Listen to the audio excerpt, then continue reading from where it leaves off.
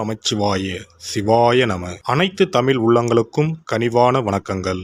நிகழும் ஸ்ரீ மங்களகரமான சோபகிருது ஆண்டு பிப்ரவரி மாதம் 13ஆம் தேதி செவ்வாய்க்கிழமை அன்று சதுர்த்தி திதியில் உத்திரட்டாதி நட்சத்திரத்தில் சித்தம் நாமயோகத்தில் வணிசை கர்ணத்தில் அமிர்தயோகம் கூடிய நன்னாளில் இந்த சீர்மிகு மாசி மாதம் பிறக்கிறது. நவ கிரகங்களின் அதிபதியான சூரிய பகவான் கும்பராசியில் சஞ்சாரிக்கும் காலம்தான் மாசி மாதம் என்று அழைக்கப்படுகின்றது. தமிழ் மாதங்களில் 11வது மாதமான மாசி மாதத்தில் மாசி மக விரதமும் மகா சிவராத்திரி விரதமும் கடைபிடிக்கப்படுவது விசேஷம். மாசி மாதத்தில் பௌர்ணமி நிறைந்த மக நட்சத்திர நாளில் கொண்டாடப்படும் விரதம் மாசி மகம். சிவபெருமானுக்கு மாசி மாதத்தின் தேய்பிறை சதுர்த்தசி நாளின் இரவில் கொண்டாடப்படும் விரதம்தான் மகா சிவராத்திரி. பிறக்க போகும் இம்மாதம் உங்கள் வாழ்வில் வளமும் நலமும் செல்வ செழிப்பும் பெற்று புதிய வாய்ப்புகள் புதிய வெற்றிகளுடன் மங்களகரமாக அமைய எல்லாம் வல்ல இறைவனை உளமாற வேண்டி விரும்பி கேட்டுக்கொள்கிறேன்.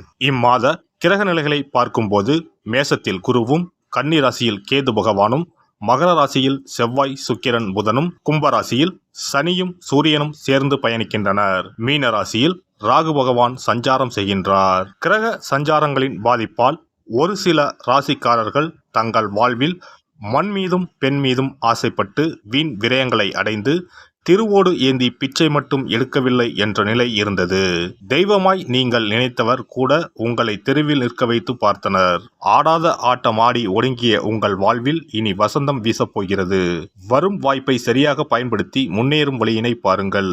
கன்னி ராசி அன்பர்களுக்கு உத்திரம் 2, 3, 4ஆம் பாதம், அஸ்தம், சித்திரை 1, 2ஆம் பாதம் நட்சத்திரங்களில் பிறந்தவர்களுக்கு பெரும்பாலான கஷ்டங்கள் விலகும்.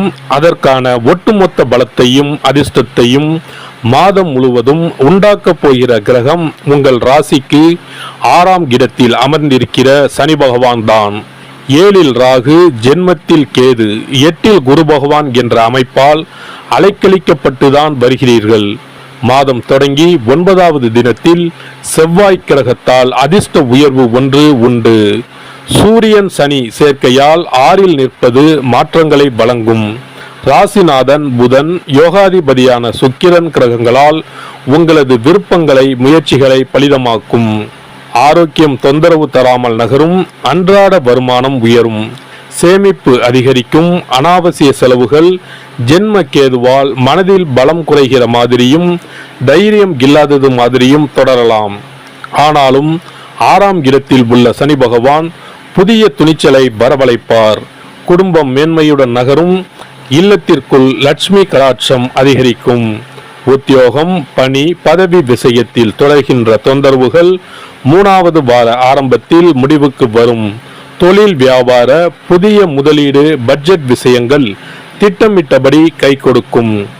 புதிய கடன்பட வேண்டிய அவசியத்தை ராகு கிரகம் ஏற்படுத்தினாலும் அதனை தீர்ப்பதற்கு வழிவகை ஏற்படும். தொழில் வியாபார முதலீடு நிர்வாக உயர்வுகள் அதிகரிக்கும். உபரி லாபங்களும் உண்டு. அஸ்தம் நட்சத்திர இளம் இருபாலருக்கும் திருமணம் கைகூடும். புத்திர பாக்கிய கவலையில் உள்ள உத்திர நட்சத்திர இளம் தம்பதியினருக்கு இனிமை செய்தி வந்து சேரும். இம்மாத சனி, புதன் மற்றும் வெள்ளிக்கிழமைகளில் மற்றும் 5, 7, 17, 22வது தினங்களிலும் திடீர் நன்மைகளும் எதிர்பாராத பண வரவுகளும் காரிய வெற்றிகளும் உயர்தர பொருள் சேர்க்கையும் சொத்து வாங்குகிற அனுகூலமும் உண்டாகும். வாழ்க்கை துணையால் புதிய வசதிகள் அதிகரித்து நன்மைகள் காத்துள்ளன. உங்களது இலக்கை நோக்கி மட்டும் பயணிப்பீர்கள். புதிய நிலபுலன் வாங்குவதற்கான அதிர்ஷ்டம் உண்டு. உங்களுக்கான புதிய வாய்ப்புகள் தானாகவே அமையும். வியாபாரிகளுக்கு பல மாதங்களாக மனதை அரித்து வந்த பல பிரச்சனைகள் நல்லபடியாக தீரும். உற்பத்தியை அதிகரிப்பதற்கு சம்பந்தப்பட்ட கிரகங்கள் சாதகமாக உள்ளன. நிதி நிறுவனங்களின் உதவி எளிதில் கிடைக்கும். ஏற்றுமதி துறையினருக்கு வெளிநாட்டு நிறுவனங்களுடன் கூட்டு ஒப்பந்தம் கையெழுத்தாகும். கலைஞர்களுக்கு வியாபாரத்தில் சென்ற மாதம் ஏற்பட்ட சில கடுமையான பிரச்சனைகள் இப்போது நல்லபடியாக தீரும். குறிப்பாக திரைப்படத்துறையினருக்கு மிகவும் நல்ல காலம் பிறந்துள்ளது. மாணவர்களுக்கு படிப்பில் மிக சிறந்த முன்னேற்றம் ஏற்படும். ஆசிரியர்களின் பரிபூரண ஆசி உங்களுக்கு கிடைக்கும். பலருக்கு வெளிநாடு சென்று உயர்கல்வி பெறுவதற்கும் சாத்தியக்கூறு உள்ளன. அவ்வப்போது சிறு சிறு உடல் உபாதைகள் ஏற்படக்கூடும். விரைவில் உடல் உபாதைகள் நீங்கும். விவசாயிகளுக்கு கால்நடைகள் அபிவிருத்தி அடையும். விளைச்சலுக்கு நல்ல விலை கிடைக்கும். புதிய கடைகளை திறப்பதற்கு உதவிகரமாக அமைந்துள்ளன கிரக நிலைகள். அரசாங்க நிதி உதவி எளிதில் கிடைக்கும். பரிகாரம்: திருக்கடையூர் ஸ்ரீ கால சம்சார மூர்த்தியை வெள்ளிக்கிழமைகளில் வழிபடவும். சிறப்பு பரிகார கோவில். திருமணம் தடைப்பட்டாலோ அல்லது நீண்ட நாட்கள் திருமணம் ஆகாமல் இருந்தாலோ சிறுவாபுரி பாலசுப்பிரமணிய சுவாமி கோவிலை நாடினால் பலன் உண்டாகும். நம் பிரார்த்தனை நிறைவேற சிறுவாபுரி முருகன் கோவிலுக்கு தொடர்ந்து 6 வாரமும் ஏதாவது ஒரு கிழமையில், அதாவது 6 வாரமும் முதல் வாரம் வந்த கிழமையிலேயே தொடர்ந்து அடுத்த 5 வாரமும் வர வேண்டும். வரும் நேரமும் ஒரே மாதிரியாக இருக்க வேண்டும். காலை என்றால் ஒவ்வொரு வாரமும் காலையிலே வர வேண்டும். மாலை என்றால் ஒவ்வொரு வாரமும் மாலையிலே வர வேண்டும்.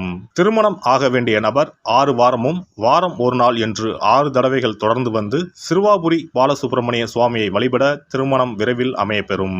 திருமணம் ஆக வேண்டி ஆண்டவனிடம் பிரார்த்திக்க வருபவர்கள் வள்ளி மணவாள பெருமானுக்கு அர்ச்சனை செய்து வர வேண்டும். 6வது வாரம் 6 அர்ச்சனைக்குரிய பொருட்களுடன் வந்து மரகத விநாயகர், மூலவர், வள்ளி மணவாள பெருமான், அண்ணாமலையார், உண்ணாமுலையம்மை, ஆதிமூலவர் ஆகிய தெய்வங்களுக்கு அர்ச்சனை செய்ய வேண்டும். வள்ளி மணவாள பெருமாள் சன்னதியில் தரும் மாலையை திருமண மாலையாக எண்ணி அணிந்து 6 முறை ஆலயத்தை சுற்றி வர வேண்டும். பின்னர் மாலையை வீட்டிற்கு எடுத்துச் சென்று திருமணம் நடைபெறும் வரை பாதுகாத்து வணங்கி வர வேண்டும். திருமணம் முடிந்ததும் தம்பதி இத்தலம் வந்து 6 தெய்வ சந்நிதிகளுக்கும் அர்ச்சனை செய்து பழைய மாலையை கோவிலில் உள்ள மரத்தில் கட்ட வேண்டும். திருமணம் தவிர மற்ற வேண்டுதல்களான வீடு, பிள்ளைப்பேறு, செல்வம், நோய் நிவர்த்தி ஆகியவை பெற வருபவர்கள் மேற்படி முறைப்படி 6 வாரமும் மூலவர் சன்னதியில் அர்ச்சனை செய்து வர வேண்டும்.